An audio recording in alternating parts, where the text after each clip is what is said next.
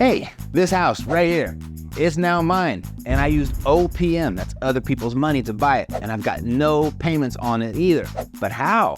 I changed one small thing and the no payments method was born. Listen up, if you're serious about investing in real estate, you need to know about what's possible when it comes to seller financing. Working with banks, it takes too long, the rules are strict, you need a job, you need a credit score, you need money, and it's just so much harder than it has to be. You've got faster and easier options. For example, I'll show you how I structured this seller finance deal right here with 0 payments. Sick, right? Yeah, you ready? Let's go.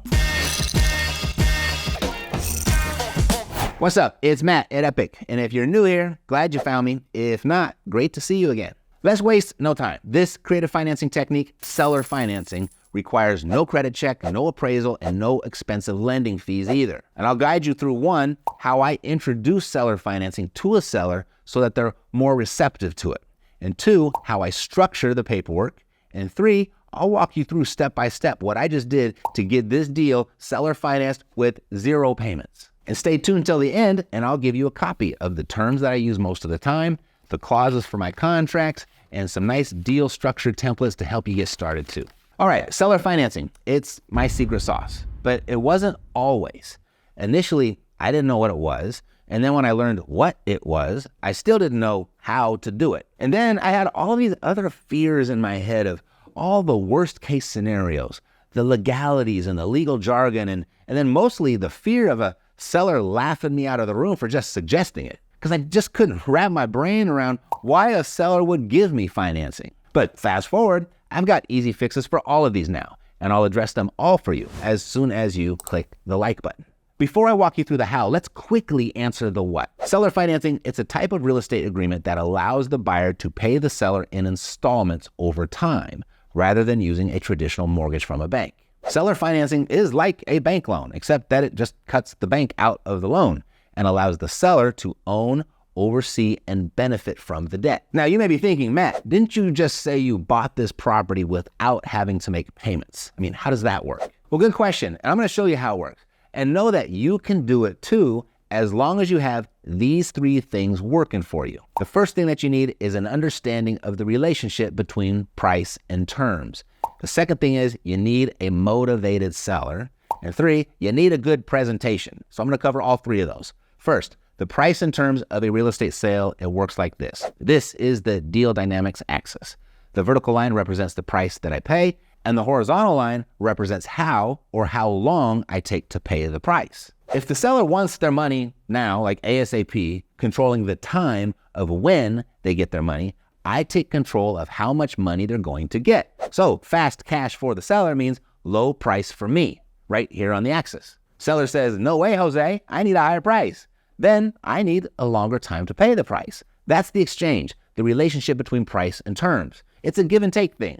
And as long as you're taking control of one or the other, the price or the terms, you've got yourself a deal. For example, on this property, the seller wanted full price, way up here. So no problem. I'm going to take control of how and how long I'm going to take to pay the seller's price. And that's the beauty of creative financing, because how I pay the seller's price has an unlimited number of possibilities, as you can see here. These are just some of my options, by the way. And when you start combining them, the sky is the limit. It's by combining them that you accidentally create something called the no payment method. Now, I've done something like this before. Most of the time I do this in one of 2 ways. By deferring, that's a postponement of an action or an event, like deferring interest or profit, or in this case, payments.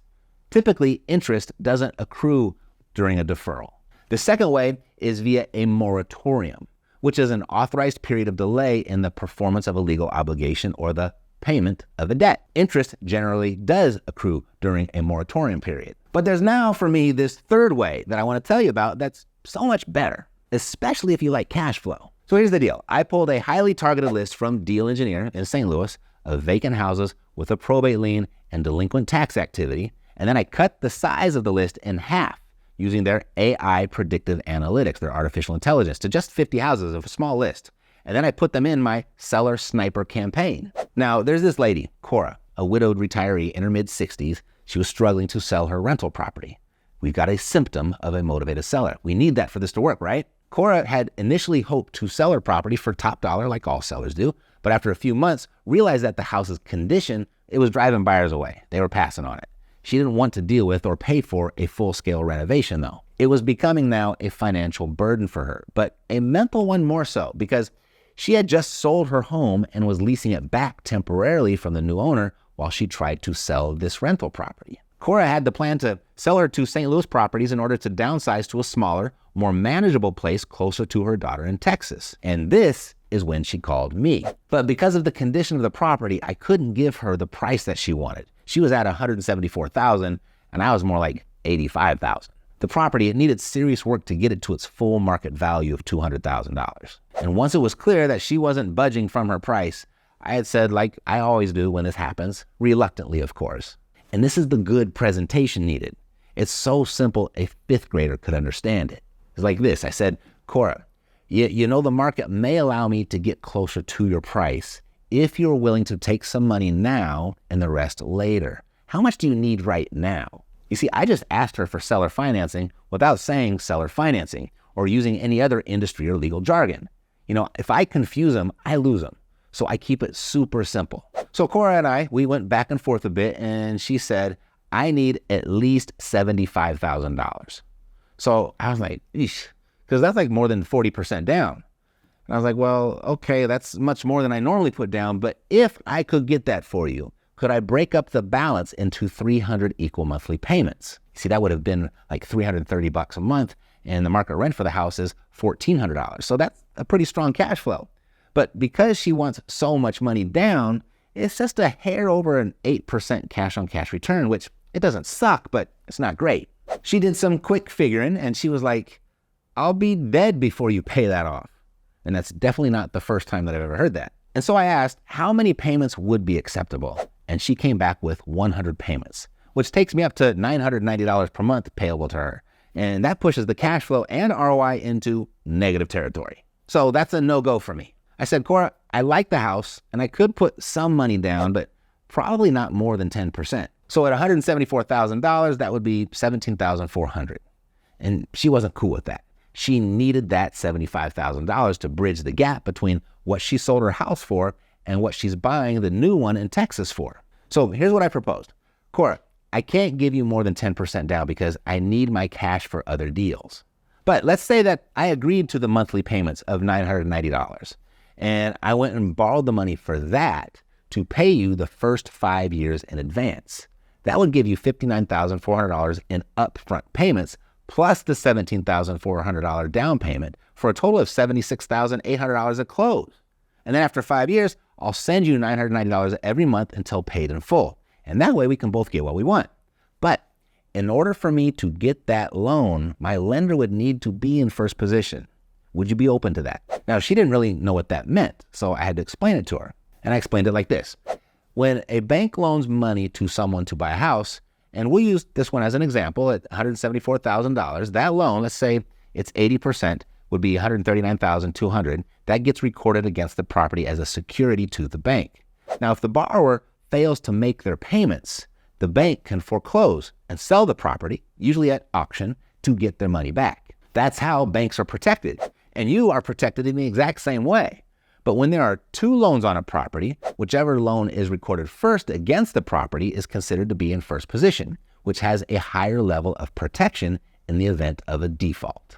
It's like this. If there were a second loan used for the difference, $34,800, that loan would be in second position because it was recorded at a later date and time. That's how the positioning is determined. And the positioning is really important because it determines the loan's priority in terms of repayment and their rights against the property. And here's how that works. If the property were to go up for sale at a foreclosure auction because the borrower stopped paying, and it was to only sell for, say, $150,000, the first position loan gets paid first, and whatever is left over, $10,800, will go to the loan in the second position, which in this scenario isn't enough to cover the second loan. So the second position lender loses $24,000 in this example because they had a lower priority. Being in second position, it's riskier.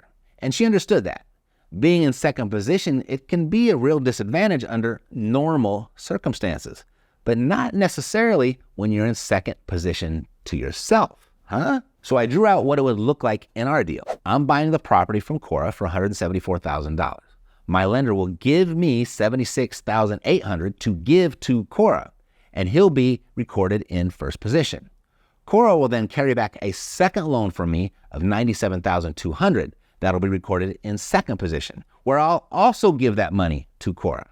You see, Cora is the beneficiary of all the money in first position and second position. She's in second position to herself. So if the property drops below the market value or the loan amount, it's not a total loss, likely not a loss at all. Cora can take the property back, keep all the money that she had received since the time of the sale, including the upgrades that I had made to the house, and then she'd have the opportunity to sell it all over again, making a boatload of money. Now, yes, it would be an inconvenience for her, maybe. That would be like the worst case scenario, but it would be a huge windfall for her at best. Being in second position is definitely a risky place to be when it comes to a loan other than yours. But when you're in second position to yourself, not so much. And the relief, it was palpable in her voice when she agreed to move forward. For her, it wasn't just about the money, not too much about the money at all at this point. It was about having the freedom to move on to the next chapter of her life. So with creative financing, this new no payments method, I managed to turn a roadblock into a win-win for both parties. So this is how it was written on the contract. Purchase price, $174,000. Terms of purchase, buyer to pay seller $17,400 as a down payment. Seller agrees to carry back the balance of financing for the buyer at $990 per month until paid in full. Buyer agrees to pay the first 60 payments in advance, $59,400 due at closing. Just like that, simple, nothing fancy. So here we've got no banks involved, no credit check, no appraisal, no expensive lending fees, and no payments to the seller for 5 years. And now I do have a $396 payment to the lender that I borrowed the down payment from, but it's not $990, which allows me to comfortably cash flow $444 per month for the next 5 years. Annually, that's $5,328 of passive income. And now what's my cash on cash return? Because it ain't 8% anymore. Let me know in the comments below. Oh, and as promised, I've got these for you. They're a copy of the terms that I use most of the time, the clauses that I use for my contracts, and then some deal structure templates to help you get started too. And to make it easy, I uploaded them all to the link that you can find in the description, or you can just go to epicbreakthrough.com.